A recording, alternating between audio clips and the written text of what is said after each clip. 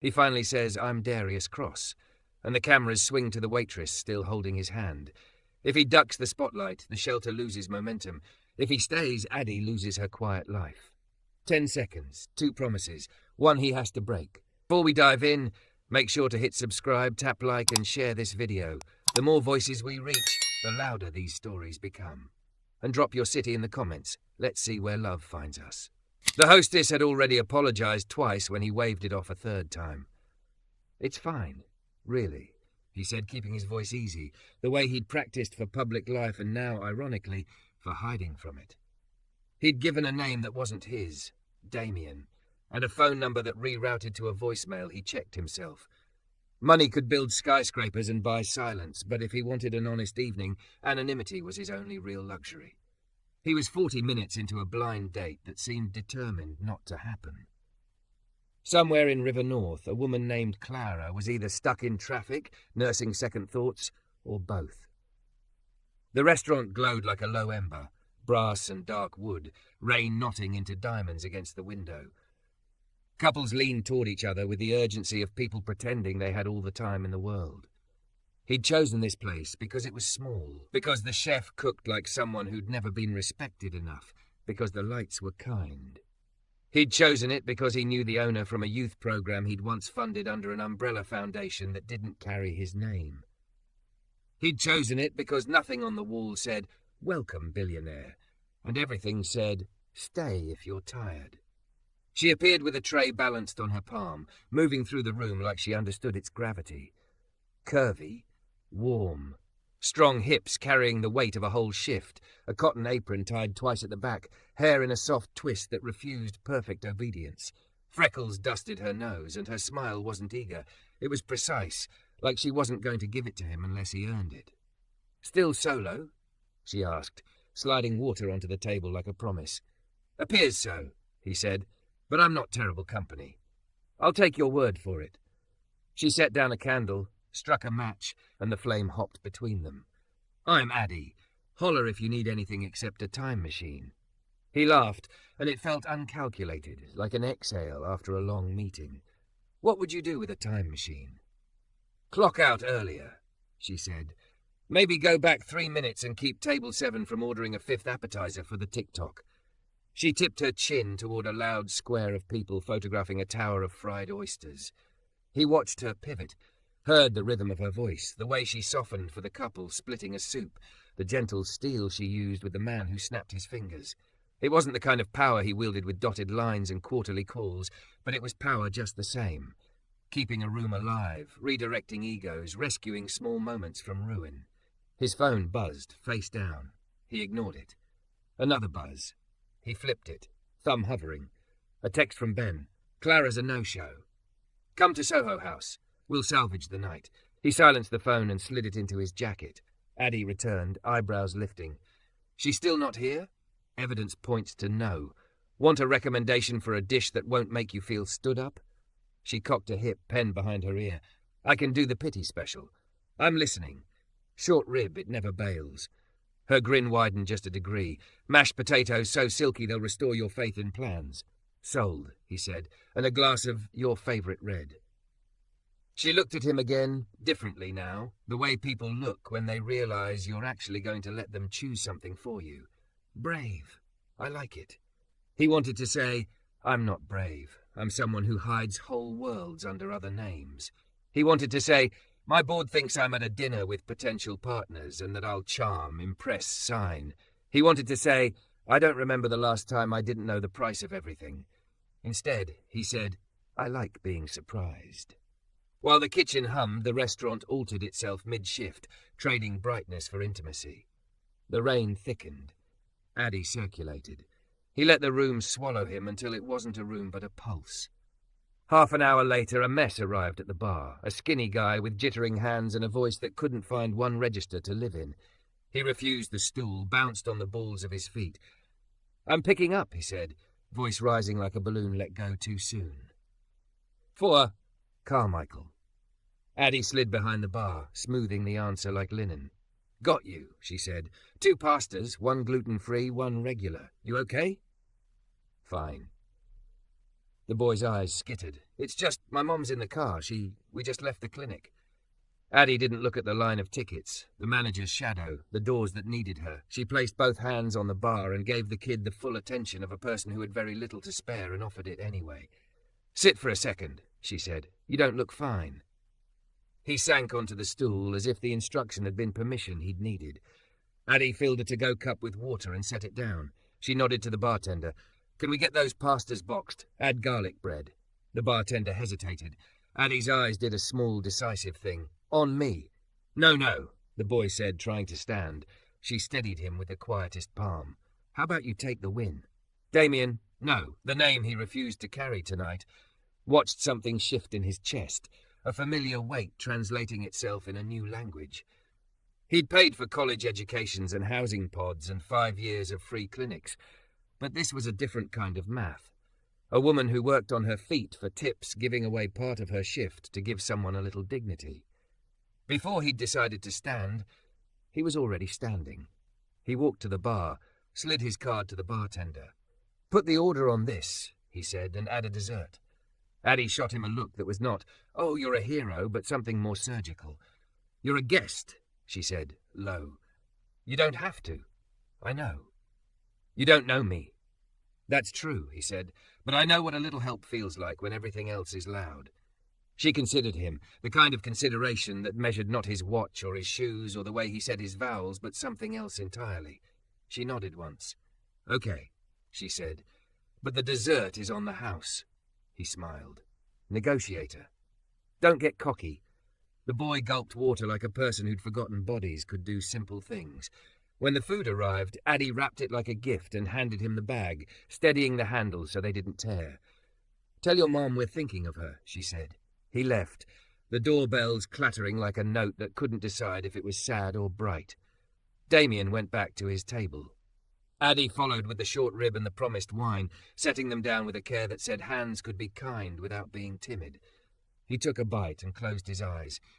She didn't ask for praise. She knew exactly what she'd done to him and to the plate. How long have you been here? He asked. Since 5, she said. I meant... Oh. She laughed, a softer version of the earlier one. 2 years. Before that, a truck stop in Indiana. Before that, a bakery I loved until I couldn't afford to love it anymore. You bake? Not for other people's money anymore, she said lightly, but he felt the thread of it. I make birthday cakes for my sister's kids. I burn the first batch on purpose so we can eat it ugly. He tried to imagine someone making something just to delight it into someone else's hands. He lived in a world where all delight was leveraged and packaged. That sounds good. It is. She glanced at his barely touched wine. You're not big on drinking, are you? Not when I want to remember, he said, surprising himself again. Big night to remember? She asked, and there was the grin again, tilted now. He thought of his assistant's texts, the meeting tomorrow with a council member who wanted photo ops without policy, the line on a contract that wasn't in his favour but would look righteous in the press. Maybe I just want to remember that not everything asks for something in return. Addie's face changed, the way a window changes when you open it, and a new temperature walks in. You say that like you've had a long run of the opposite. I've had a long run, he said. Of what? He met her eyes. Being owed and doing the owing. For a moment she leaned into that space between them as if to inspect it.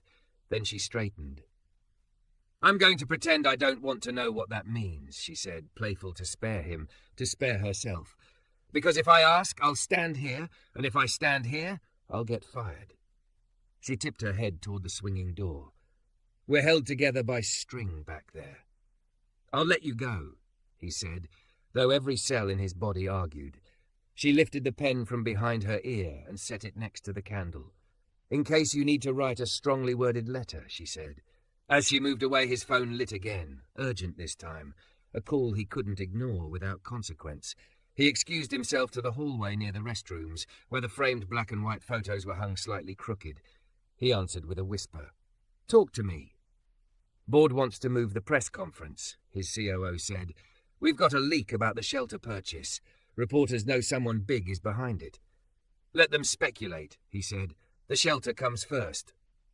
You sure? A beat. Mr. Cross, you know how this plays. The name plucked a string inside him. He looked back at the dining room where Addie was laughing with the pastry chef, flower on the corner of her sleeve. I'm sure, he said, and ended the call. When he returned, the check sat folded at his place. The edge slipped under the water glass, as if she wanted him to choose when the evening ended. The pen lay like a small dare. He should leave. That was the cleanest exit. He should leave and keep all his names separate and all his worlds intact. Instead, he pulled the pen toward him and wrote on the blank side of the receipt. If I told you I liked the way you looked at that kid more than the way you looked at me, would that be weird? Dee hesitated, then added, if you're ever off at midnight, there's a bakery on 18th that sells day-old croissants. We can eat the ugly ones. He slid the note back into the folder and stood. Addie was pouring wine at the next table, haloed by a warm sconce. He felt the tug, a clean, astonished gravity that had nothing to do with deals or headlines. He lifted 2 fingers to catch her eye. When she glanced up, he nodded toward the check, the smallest code he could offer. She finished her pour and came over. You good? She asked, voice low. I am, he said, and meant it. Then I'll walk you out so the city can have you back. At the door, the rain had softened to a hush. She held it open, and the cool came in. Hey, she said, catching his sleeve before he stepped into the night. She reached into the check presenter, slid out the note, and read it while he stood there, suddenly 13 again, waiting to see if this would be a joke he'd miscalculated. She didn't laugh. The corner of her mouth did that private thing again, for her alone. Day-olds at midnight, she said. Bring cash. The card reader hates commitment. He grinned, felt something inside him tilt toward a future he hadn't authorized. See you then?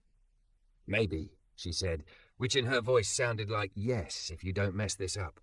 He stepped into the rain that wasn't quite rain anymore, feeling lighter than a man with 5 names was supposed to feel. His real phone number throbbed in his pocket. He kept walking. P.S. I don't have a phone number to share, but I'm here whenever you're ready for Chapter 2. He got there early and bought time, the way other people bought coffee. The bakery on 18th wore midnight like a shawl, lights low, glass case half empty, the chalkboard ghosted with the day's specials. A bell above the door did a tired little tinkle, as if it too was clocking overtime. He ordered 2 day-olds and a tea from a kid with lavender hair who did not care that his coat cost more than the register. That was the point. He stood by the window, watching the city rinse itself with a late drizzle. Somewhere to his left, an espresso machine sighed. He checked his phone out of muscle memory. No texts he wanted to answer. He turned it over. You came here to remember, he told himself, not to be summoned. When she arrived, it wasn't with the fanfare of fate, just a small gust of night as the door gave, and her figure filled the frame. Addie had shed the apron for a leather jacket that hugged her shoulders and a ribbed dress that celebrated the curve of her hips without apology. Her hair was looser now, a few strands escaping like they had their own agenda. She had that walk again, efficient, confident, a little sway that said her body wasn't a problem to be solved. You really meant day-olds, she said, smiling at the 2 wrapped bundles. Most guys invite me to get drinks. Most guys don't know the thrill of a discounted croissant, he said, deadpan, and watched amusement ripple across her face. They slid into a corner table that wobbled until he folded a napkin under one leg. The room smelled like butter and sugar and something warm that reminded him of the house on Clyde Street, the one before the foreclosure, before the men with clipboards. He pushed a pastry toward her. This one's a little crushed, he said. On brand. She laughed and tore it open with her fingers. Ugly tastes better. Science. He tasted his, flakes falling like confetti. You off for the night? For 8 hours and 40 minutes, she said, glancing at the clock. Then I'm back to reheating soup and convincing grown adults that medium rare doesn't mean bleeding. You like it? He asked, and he meant the whole thing. The restaurant, the running, the being looked at by people who would never know all of her. Sometimes. She licked sugar from her lip, and it felt indecent to watch and impossible to look away. I like knowing I can hold a room steady. I like sending a kid home with garlic bread without asking a committee. I don't like that my rent costs 3 times more than it did when the roof leaked brown water and nobody cared. You ever think about leaving? He said too quickly, like someone who'd been offered that question at expensive tables where leaving meant a jet. Chicago? She shrugged. My sister's here, my nephew's, the bakery that does the good plum Danish in September. Where would I go? Indianapolis? You can't be a person there without a car. He hadn't needed a car since an app turned the city into a fleet at his fingertips. He looked down. Fair. She watched him the way she did at the restaurant. No greed, just curiosity with manners. What about you? She asked. Do you like what you do, Damian? He'd chosen the name because it fit easily in his mouth and belonged to no one he loved. Sometimes, he said. Sometimes it feels like moving very hairy, heavy things very small distances. And sometimes it feels like we built a bridge where a family needed one. We? She asked. My team, he said carefully. People I pay to be smarter than me. Must be nice. She broke off another piece of croissant. I pay people to be on time. They fail spectacularly. Her eyes warmed. What about tonight? Is this moving a heavy thing? It might be moving something, he said. I don't know what yet. The door banged open and the lavender-haired kid popped his head out.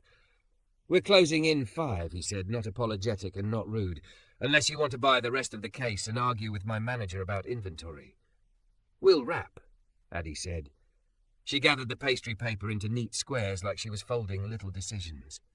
They stepped into the quiet street. The rain had ferried the worst of the heat away, leaving the city breathable. A bus sighed past. Somewhere, a siren wound down like a toy. You walking? She asked, tucking her hands into her jacket. Yeah, he gestured north. I'm a few blocks that way. She tilted her head south. I'm that way. We can split the difference and wander aimlessly for a minute. They walked without the compulsion to fill every silence. He matched his pace to hers, and it felt like an intimacy he had not purchased. Walking beside a woman who would not speed up for him or slow down because he was important. He kept his shoulders loose, the way his media coach had taught him for after-parties and sad fundraisers. They were passing a darkened bodega when a sound leaked from the alley. Someone coughing, a wet, torn thing. Addie was there before he could frame a thought, slipping down the mouth of the alley with her phone flashlight. He followed. A woman sat on the ground, back against a dumpster, arms wrapped around a thin brown coat. Maybe 40, maybe 60, the way poverty turns ages into riddles. Her forehead shone with sweat. You okay? Addie crouched, her voice turning like a key. Hey, I'm Addie. Can I help? The woman's eyes tried to focus. I'm fine, she said. Not fine at all. Do you have anyone we can call? Addie asked, already shrugging out of her jacket. The ribbed dress hugged her curves, heat rising off her skin in the cool air. She draped the jacket over the woman's shoulders with a care that made his chest ache. The woman shook her head and coughed again, body folding in on itself. He knelt opposite Addie, palms open. Hi, he said quietly. I'm Damian. Do you need water? A ride? Clinic, the woman whispered. They closed. He didn't have to think. Mercy does overnight triage, he said, already pulling his phone. His thumb moved fast through a number he'd never saved as a name. Marla? It's Damian. I've got someone who needs a look. No ID on her. Yeah, we're 8 blocks out. He paused. Thank you. Addie's head turned at the familiarity in his voice. You know the night staff at Mercy? I know. Some people, he said, hating the vagueness as soon as he heard it. Together they got the woman to her feet. Addie bore more than half the weight with a strength wrapped in softness, her body decisive and kind. He hailed a car. It stopped the second he stepped off the curb, more reflex than courtesy. He opened the back door. Addie guided the woman in, murmuring the whole time, you're okay, you're not a problem. In the car, the woman dozed between coughs. Addie texted her sister. He saw the name Tara, then slid the phone into her jacketless pocket and made a face. I can't believe I gave her my coat, she said, teeth chattering. I loved that coat. You did the right thing, he said. Doesn't mean I can't mourn the coat, she shot back, and he loved her more for it. At Mercy, the night doors buzzed them in. The triage nurse, Marla, hair in a silver puff, looked up, and something like recognition flickered. She started, then swallowed it and pivoted to the woman. Honey, come sit. We'll get you warm. They filled out a form. When it came to payment, the clerk looked at him with the practiced tightness of someone who'd learned not to assume. We can do a sliding scale, she said. or charity? Run it through the community fund, he said too quickly. Cross Mercy Relief, if that's still active. The clerk's eyes clicked. She typed. The words populated on the screen and then printed, black on white, unhideable. Cross Mercy Relief, Auth 7132. He felt Addie still beside him, like a room going quiet. She didn't say anything until they were back outside under the overhang, rain stitching light. The pavement, she leaned against a pillar, arms wrapped across herself now that the coat belonged to someone else. Her dress clung. He tried not to be grateful for the sight and failed. Cross, she said. The name tasted different in her mouth, like a test and a dare. He considered the easy lies. He considered the kind ones. He considered the truth he had no right to give her this early, and the consequences of setting it free with his own hands. It's a fund, he said, set up by someone who had extra and wanted fewer headlines than problems fixed. Her eyes didn't soften. They didn't harden either. They did that window thing again, opening, letting weather in. And you just happen to know the night nurse and the account code. I've given a lot of money to places that make the city less cruel, he said finally, and I've tried not to let it be a performance. That's all. You can't tell me your last name, she said. It wasn't a question. He looked at the puddles collecting along the curb. Not tonight. She nodded once, an almost imperceptible flex of jaw. Okay. He flinched. Okay. I'm not 12, she said. People carry things. You're carrying a thing. I don't have to know it to know what I saw in an alley. That wasn't performance. He let out a breath he didn't know he'd been keeping in the chambers of his ribs. Thank you. But, she said, and the word hung honest as gravity, I won't be anybody's cover story either. You're not, he said, maybe too fast. You're the story. She rolled her eyes. Don't sell it to me like a campaign. Just show up, eat ugly croissants, keep answering your phone like it's going to bite you. He laughed, raw and real. It usually does. They walked back slowly, hospital glow giving way to street lamp halo. He offered her his jacket. She refused on principle. He held it out anyway. She took it without looking at him, and that, somehow, felt more intimate than if she'd kissed him under the eaves. At her corner, they stopped. The night had crept into their bones. Her breath fogged. She pushed her hands into his pockets, borrowed heat without asking, and he stopped breathing for one astonished beat. I like the way you are when nobody's looking, she said. Don't make me regret seeing it. I won't, he said, and meant it in a way that scared him a little. From down the block, a car idled. He recognized the silhouette, one of the sedans his security team used when they got itchy about leaks. The driver didn't honk. He felt the future pulling at his sleeve. He ignored it. Addie stepped back, gave him his pockets like she was returning something she'd only borrowed for the length of a promise. Same time next week? She asked, chin tipping toward the bakery. I'll buy a fresh one. Live dangerously. Deal, he said. She started to go, then looked back, that private curve in her smile again. Hey, Damian? Yeah? If anyone ever asks me about you, she said, I'll say you remember the name of the night nurse. He stood there long after she'd turned the corner, rain writing quiet notes on the brim of his hat, his real last name humming on the street like a secret that might, if he was careful, become a life. He barely slept. Morning found him in a glass conference room 30 floors up, while a storm of messages pinballed across the wall monitors. The city spread itself beneath the windows like a map he'd been asked to fix with a thumbtack. The shelter purchase leaked, Ben said, swiping through headlines. Speculation is you. Speculation is a hedge fund. Speculation is aliens. We can own the story at noon, or let it chew us into the evening.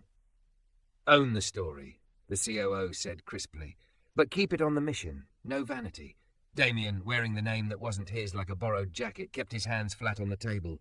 Cross Mercy Relief stays in front, he said. Beds, staffing, detox slots. No one says my name. Ben made a face. We might not get that luxury. He looked down at his phone instead of the world-class view. Addie had texted an hour ago. Sister's kids are feral this morning. One refused socks on philosophical grounds. Pray for me. A second later, a photo. 2 gap-toothed boys and a girl with a bandage crooked across her forehead, each holding a spoon like a weapon. He'd stared at it longer than he'd stared at any balance sheet this year. He typed, I only pray for noble causes like croissants that survive the bag. She sent back a side-eye emoji and a heart that she quickly unsent, then resent like a dare. He smiled into his coffee. By late afternoon, the message from Ben was blunt. Reporters sniffing around 18th and Halstead. Don't go near your bakery date spot tonight. He put his phone face down. Then he flipped it over, typed, I'm coming by the restaurant for dinner. Need the short rib to fix my moral compass. I'm on until 11. Come hide in plain sight. He arrived early, cap low, the good coat too simple to be expensive unless you knew fabrics. The place pulsed. Friday night hungry, knives singing, the door a constant hinge. Addie moved through it all in a black dress that took the architecture of her body seriously. Thick and strong and unarguable.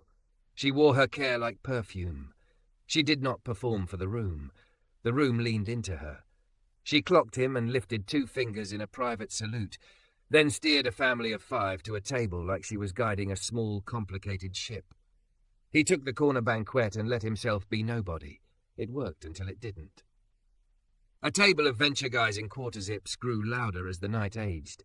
One of them, a man with money skin and 2 white teeth, reached out and caught Addie by the waist as she passed, like her body was part of the furniture he'd paid to occupy. Damian felt heat crawl up his neck before he was on his feet. Addie unhooked the man's hand with 2 calm fingers and set it gently back on the table, like returning a stolen object to its shelf. Hands stay with their owners, she said lightly. House rule. Quarterzip smirked. We're celebrating. Be nice. Damian moved without thinking, not loud, just there. She is, he said. You be nice back. Quarterzip looked up, eyes sweeping him the way airport security does when they can't decide what you are. And you are? Dining, quietly. Addie's glance slid to Damian. Thank you and don't. She had a bouncer's patience, a saint's economy of words. Everything okay over here? The manager asked, appearing like a well-timed curtain. It will be, Addie said. Medium rare, right? Her tone made it a contract. The men laughed uneasily. The tension snapped clean. Back at his table, she set down a glass of water and leaned in. You good? He swallowed the impulse to say, not when men touch you like a tip. Yeah. She looked at him longer than a waitress should look at a guest, and then less than a woman is allowed to look at a man in public. Don't rescue me, she said, soft, not scolding. Walk with me. That's better. I can do that, he said, and meant it. He ate the short rib as if it were the sacrament of a city that had tried to break them both and failed. The kitchen sent a slice of cake someone hadn't paid for, and he sent back a tip that looked like rent. When he rose to leave, the door swung open and 2 things entered at once. A draught of cold night air and a man in a pea coat with the stiff alertness of a body trained to scan. Mr. Cross, the man said before he could catch the word. Then he paled. Sir, Damian, sorry. Addie froze with a tray halfway to the kitchen. 2 syllables had changed the shape of the room. He breathed once, twice. He didn't look at the pea coat. He looked at her. Outside, the street was a slice of winter. He held the door for her. She stepped onto the sidewalk and crossed her arms tight against the cold, thick curves carved sharper by the air. For a second, they were just 2 people under a streetlight, the world spinning without them. I didn't ask your last name, she said, voice steady. I know, and I didn't want to be nosy, but I'm not dumb. Her mouth did that private, almost smile, except it didn't land. Cross mercy relief, he nodded. It's me. Billionaire? She said it like a category at a grocery store, aisle 4, top shelf. Yes, he said, because he had lied enough for a week. Her jaw worked once. I liked the man who showed up in an alley with a phone number and a steady voice, she said. If I say I still like him, does he still exist if other people start calling him by a different name? He has to, he said, or I don't get to keep anything that matters. She looked down at his hands, at the coat that wasn't expensive unless you knew how expensive felt. I don't want your money, she said. I don't want a better table, a new apartment, or your guilt dressed up as generosity. I know, his breath ghosted in front of them, brief and real. I want to help the way you helped, up close, without humiliating anyone. Her phone buzzed. She flinched and checked it like a reflex. The screen glowed with Tara. Addie answered. Hey. Her face drained. What do you mean, 30 days? She cupped the phone. To Damian, my sister. Landlord's hiking the rent. He's open to negotiation if we pay cash under the table. Classy. Put me on, he said. She lifted a brow. Absolutely not. Okay. He dug in his pocket, pulled out a card with no name, only a number. Give this to Tara. Legal aid partners. They can file a complaint, and there's a fund for bridge rent that doesn't demand your firstborn. No strings. You with the strings talk, she said, half exasperation, half gratitude. Fine, I'll have her call, but if anyone tries to make her pose for a photo on a stoop, I will burn the internet down.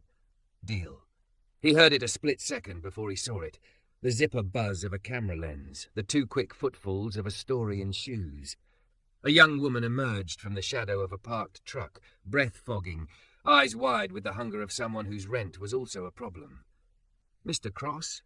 She said, not triumphant, more like someone knocking on a door they weren't sure they had the right to open. Are you the anonymous donor behind the shelter purchase? And is she... The glance to Addie tried to be careful and failed. Your friend? Addie reached for his hand without looking at him.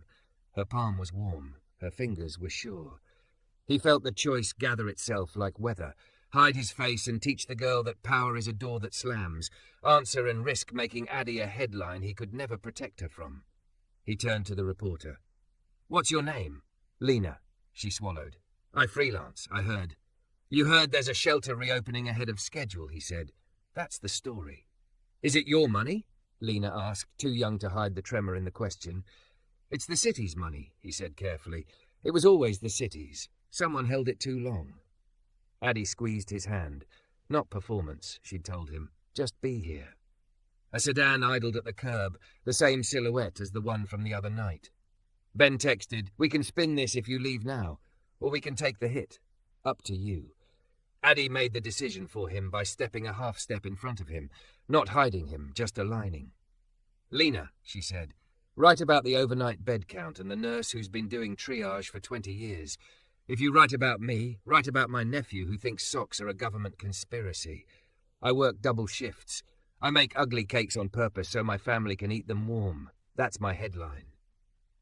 Lena blinked, pen useless now that the story had rearranged itself. Can I quote you? You will anyway. Lena's mouth quirked. True. A voice from the sedan, careful and male, floated across the sidewalk. Sir, we should move. He didn't. He looked at Addie, at the line of her, the big-hearted geometry of a life that did not need to be rescued to be worthy. He imagined her at Tara's kitchen table with flour on her forearm, cutting sugar from cake batter because the kids would eat it with their hands anyway. He imagined the shelter's first night open, the green cots, the hum of relief like an appliance left running. My name is Darius Cross, he said finally, low and even, feeling the syllables loosen something that had ossified in his chest. I fund Cross Mercy Relief with partners and with the city. We're reopening the Holstead shelter in 2 weeks. There will be daycare and showers that lock and a clinic that treats regardless of how complicated your story is. He looked back at Addie. And this is the woman I was lucky enough to meet when I wasn't performing for anyone. Addie's grip on his hand didn't change. Her shoulders did, the smallest release, like a string loosening a kite just enough to fly. Lena's breath came white in the cold. Thank you, she whispered, as if this were church. Thank you. The sedan's door opened. Ben stood in the spill of light, not smiling. We'll get ahead of it, he said under his breath as Darius approached. But you just made your quiet life very loud. Darius looked over his shoulder. Addie was still by the door, hair lifting in the night breeze, dress hugging what the world would surely try to reduce into a clickbait word and fail. She mouthed, "Don't vanish." He shook his head. "I won't." The camera shutter clicked like a clock, running out of patience. Sirens stitched the far end of the block. His phone vibrated with incoming storms. He stepped off the curb beside her instead of into the car, choosing once more to walk. "If this becomes a mess," he said, "I'll clean it the way you do. Table by table, person by person." Addie laughed, breath fogging both of them. "Bring napkins, the good ones." From down the street, another camera flashed, then another. He didn't flinch. He laced his fingers with hers and let the city see a man who had spent a life hiding, and a woman who refused to be hidden, and together they started toward whatever the night owed them next. By morning the city had chewed his name into a headline and spit out 1,000 takes. Darius Cross ends anonymity to save shelter. Billionaire's mystery woman. hero or branding exercise. In the Cross headquarters, screens bloomed with opinion like algae. Ben paced, jaw tight. Donors want reassurance. Council wants a statement. Legal wants you to stop being quotable. I said we'd reopen in 2 weeks, Darius answered. Let's spend the morning making sure that happens. And Addie? Ben flicked his eyes toward another monitor, grainy phone video of her on the sidewalk, the night's breath still fogging in front of her mouth, one hand in Darius's. The caption, "Waitress with a backbone." Darius's fingers hovered over his phone. Nothing he could text would make the machine kinder. He chose something small. You okay? Eventually her reply arrived. I'm fine. The internet is loud. So are the lunch rush and my nephew's opinions about socks. Come by if you can behave. He went at 3, between calls and the meeting where a board member used We Like a Leash. The restaurant was calmer, late light buttering the tables, a lull that smelled like lemons and stock. Addie moved through it in a soft slate dress under a denim jacket, thick and sure and very much herself. A couple at table 4 whispered, smiling. A man at table 9 raised his phone and she pointed at a sign they'd taped to the host stand. No filming staff. Eat your food. She clocked Darius and jerked her chin toward the back. In the hallway by the walk-in, between a stack of flour sacks and an emergency exit, she let him close enough to smell sugar and cumin on her skin. You good? He asked. Define good, she said, amused, tired. A blogger decided I'm either a gold digger or a plus-size princess with a heart of gold. Apparently I can't be a person who works doubles and likes plum Danish. I'm sorry. You didn't post it. She slid her hands into her jacket pockets. My manager offered me time off. I told him if I stop living my life every time somebody points a camera at it, I'll forget what my life is. He swallowed. I can make a statement, ask people to leave you alone. And then it becomes about what you ask. She shook her head. Keep it on the shelter. Keep it on the beds and hot showers and Marla's night shift. That's the deal, remember? He nodded. The deal had been her from the beginning. Dignity over spectacle, person over story. Tara? He asked. Legal aid called. Intake at 4. She's terrified. A beat. I'm going with her. I'll come, he said. You'll sit in the back, she said. Not unkind. No sunglasses, no whispering like a spy. He smiled despite the knot in his throat. Deal. Housing court at 4 was a fluorescent hum and a line of people holding folders like shields. Tara stood in a denim skirt and a sweater pilled thin from love and laundry, eyes the same blue-grey as Addie's, flanked by 3 kids bored into fidgeting. The landlord's attorney wore a suit that announced victory. The landlord himself didn't show. The legal aid lawyer, 20-something, exhausted, excellent, walked Tara through the affidavit, then the photos of the leaky ceiling and the emails and the text that spelled the cash under the table, deal, wrong twice. Darius sat in the last row, hands on his knees, feeling the urge to fix rise like a tide he refused to let breach the seawall. Addie turned once to look at him. He met her eyes and stayed put. When the judge asked questions, Tara's voice trembled and steadied and trembled again. The legal aid lawyer laid the case out like a careful table setting. Ordnance, violation, retaliation. The judge frowned at the cash demand.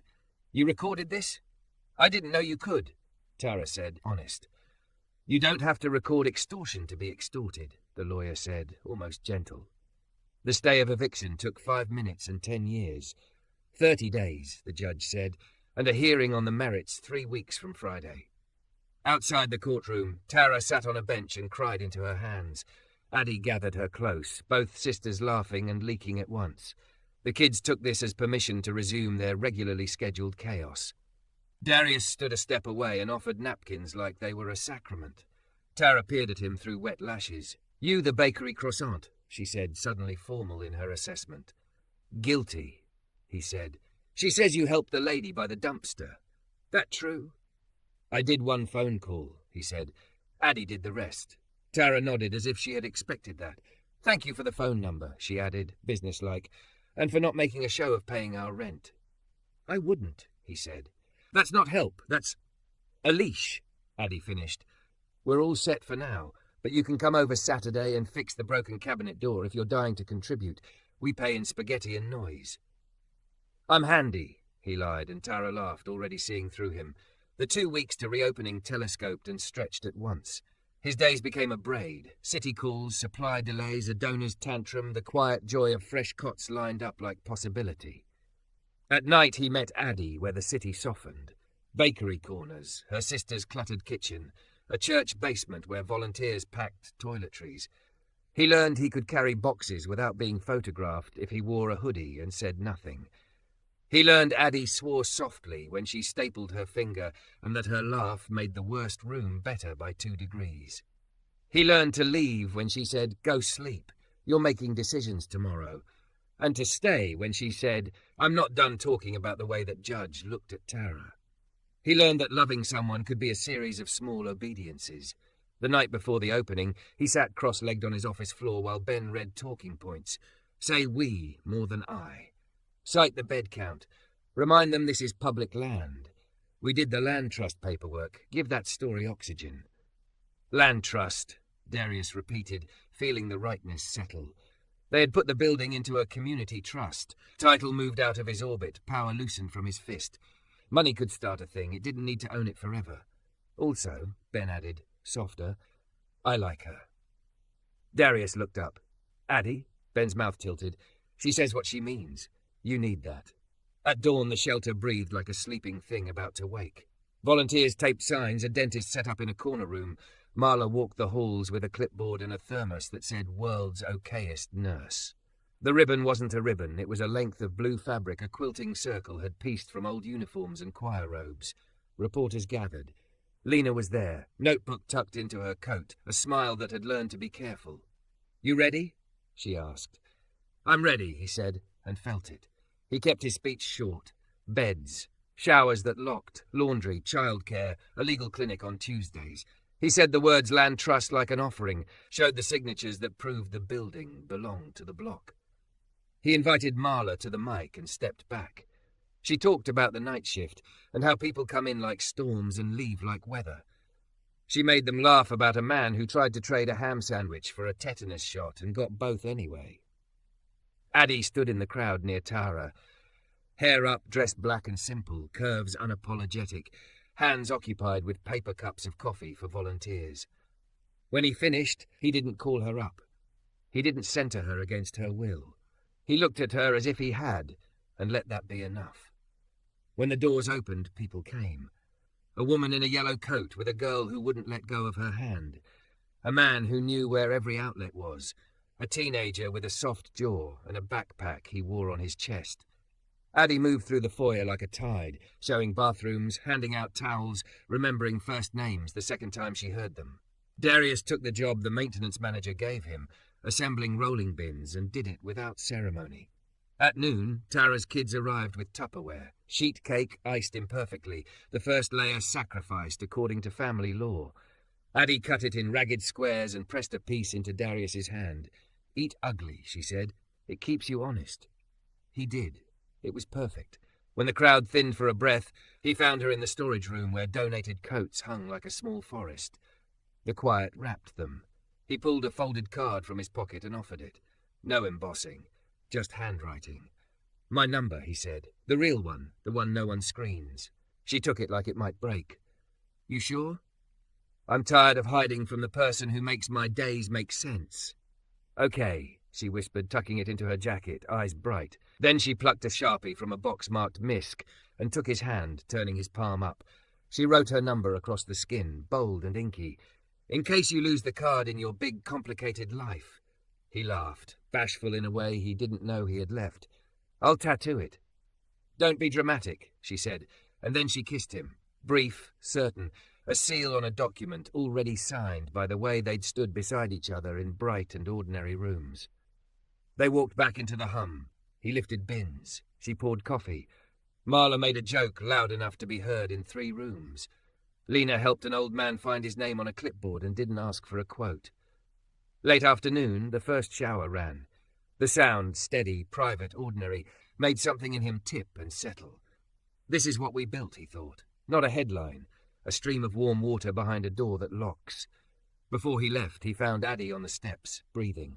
The winter sun had found a seam in the clouds and laid a thin gold bar across her face. You staying for dinner service? She asked.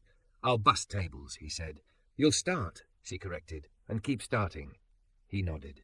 "Table by table," he said, the old promise made new. She smiled and slid her hand into his. "And when the city gets loud again? We eat ugly cake," he said, "and croissants that survive the bag. And you answer when I call. Every time." The door swung wide to admit a rush of evening, and two women who smelled like laundry soap. Addie stood, squeezed his fingers once, and went to greet them. He watched her cross the threshold, thick, beautiful, busy, and felt no urge to disappear into a sedan. He put his phone back in his pocket. It was heavy with a number that meant home, ink still damp on his palm. Then he went to stack chairs. A rich man, finally rich in the right way, and a woman who had never asked to be saved, kept saving the city, one steady, ordinary kindness at a time.